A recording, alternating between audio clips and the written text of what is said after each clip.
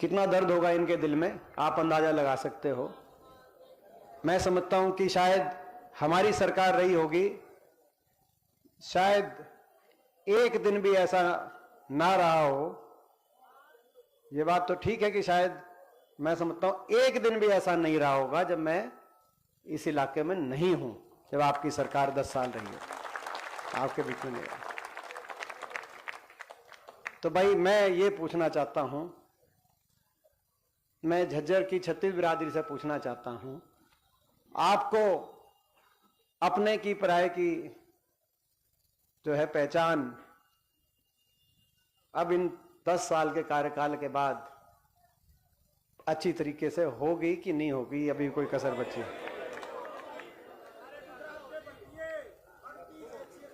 देखो,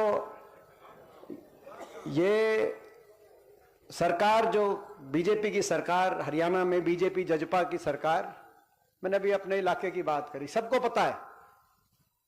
आप किसी दूसरी पार्टी वाले से भी पता पूछोगे तो सबको पता है कि हरियाणा में किसने काम किए और अपने झज्जर में किसने सुधार किया, रोहतक में किसने सुधार किया, सबको पता है। ये कहने की आपको जरूरत कहीं नहीं, सबको हकीकत पता है।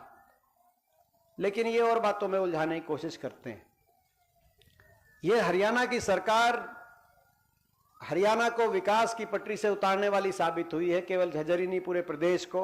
और देश में सबसे ज्यादा बेरोजगारी हरियाणा में लाने वाली सरकार ये साबित हुई, देश में सबसे ज्यादा महंगाई लाने वाली सरकार साबित हुई है, देश में एक अहंकारी सरकार के रूप में भी साबित हुई है। जन सुनवाई नहीं, 9.5 साल तक मुख्यमंत्री जी कहीं गए नहीं। जैसे झज्जर की बात है, बादली में पूछ लो कितनी बार आए हैं, आप बेरी में पूछ लो कितनी बार आए हैं।